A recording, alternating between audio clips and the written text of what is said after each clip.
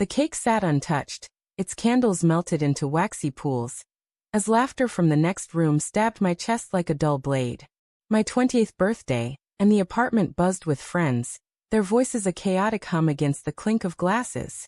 But it was her absence, Lila's, that gnawed at me. She'd slipped out 30 minutes ago, her phone clutched tight, whispering, "Just a quick call, Ben, I'll be back." I'd smiled, nodded, ignored the twist in my gut. Now, standing in the dim kitchen, the glow of fairy lights mocking my unease, I heard it. Her laugh, bright and unguarded, drifting from the balcony. Not alone. With him. Ethan. My best friend since college. The air thickened, my pulse a drumbeat in my throat. Something was wrong. Terribly wrong. I gripped the counter, the cold marble biting my palms. The party's noise felt distant, like a radio tuned to static. Lila's laugh came again, sharp and intimate, followed by Ethan's low murmur. My mind scrambled for excuses. She was planning a surprise, maybe, or they were just catching up. But the weight in my chest knew better. I'd seen the signs for weeks. Her late-night texts, the way her eyes darted away when I asked who she was messaging, the sudden work dinners that left her perfume lingering on her coat until midnight. I'd swallowed every doubt, chalking it up to my own paranoia. Love does that, blinds you until the truth cuts too deep. The balcony door was ajar, a sliver of night air seeping in, carrying their voices. I moved closer, my sneakers silent on the hardwood. The fairy lights strung above cast jagged shadows, like cracks in my reality.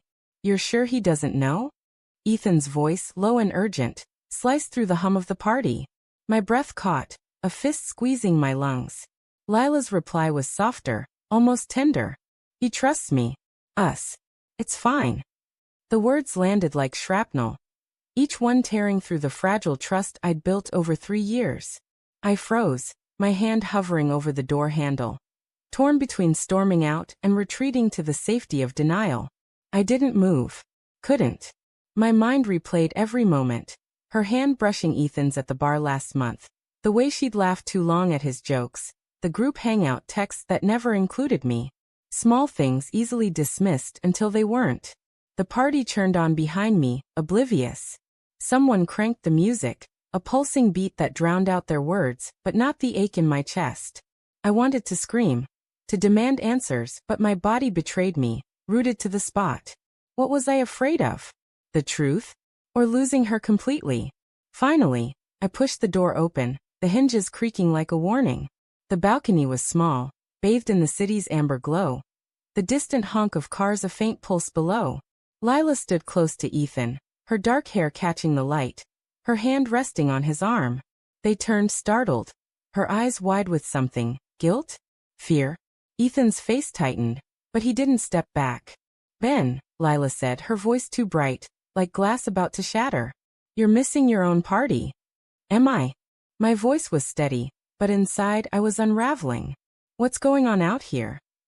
The question hung heavy, a challenge I couldn't take back. Ethan shifted, his jaw tight, but Lila laughed, a nervous, brittle sound. "Just talking, babe. You know how Ethan gets about his work drama." She stepped toward me, her hand outstretched. But I flinched. Her touch felt like a lie now. "Work drama," I echoed, my eyes flicking to Ethan. He wouldn't meet my gaze, his hands shoved deep in his pockets. The silence stretched, taut and suffocating, until I couldn't stand it. "You've been out here for half an hour. On my birthday. With him." My voice cracked, betraying the anger simmering beneath. Lila's smile faltered, and for a moment I saw it. Panic, raw and unguarded, flickering in her eyes. "Ben, don't do this," she said, softer now, almost pleading. "You're making it something it's not." But her words felt rehearsed, like lines from a script she'd practiced. Ethan finally spoke, his voice low. "Man, it's your day. Let's not ruin it." Ruin it? As if I was the one breaking everything apart. The hypocrisy burned, fueling the heat rising in my chest. I wanted to believe her. God, I did. I wanted to cling to the Lila who'd kissed me awake that morning, who'd spent weeks planning this party, who'd whispered she loved me under the stars last summer. But the Lila standing before me felt like a stranger, her eyes dodging mine, her hand still hovering like she didn't know whether to reach for me or pull away. "Tell me the truth," I said. my voice barely above a whisper. Now. She hesitated, and that pause was louder than any confession. Ethan stepped forward, his hand on her shoulder. A small, protective gesture that felt like a punch. Ben, it's not what you think, he started, but I cut him off. Then what is it? I snapped, my voice rising. The party noise faded behind me, heads turning our way. Because it looks like my girlfriend and my best friend are sneaking around behind my back. On my fucking birthday. The words tasted bitter, but they felt true.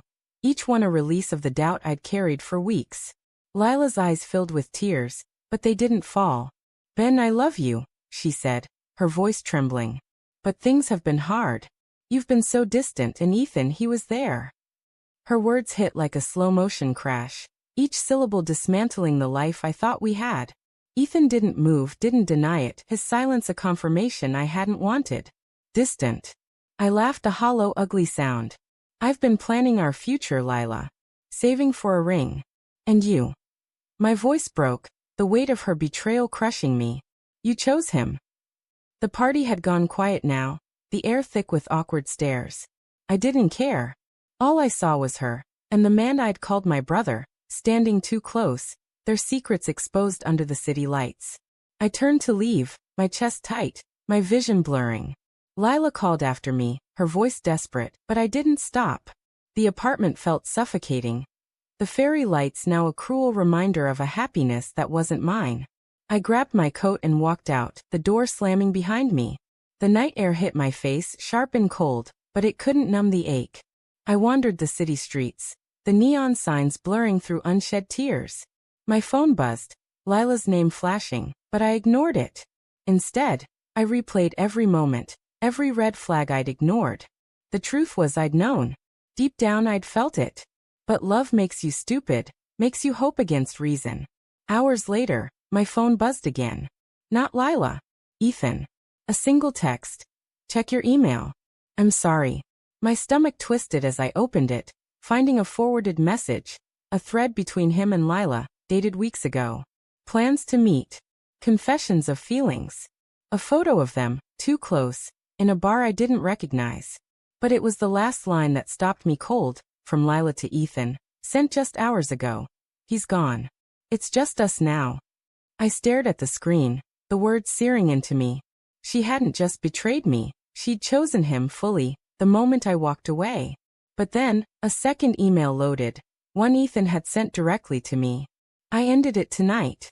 I couldn't do it to you. She's not who you think, Ben. Neither am I, forgive me. The city pulsed around me, indifferent. Lila had chosen him, but Ethan had chosen me. The betrayal was complete, yet fractured in ways I couldn't process. I stood there, under the weight of a shattered trust, knowing nothing would ever be the same.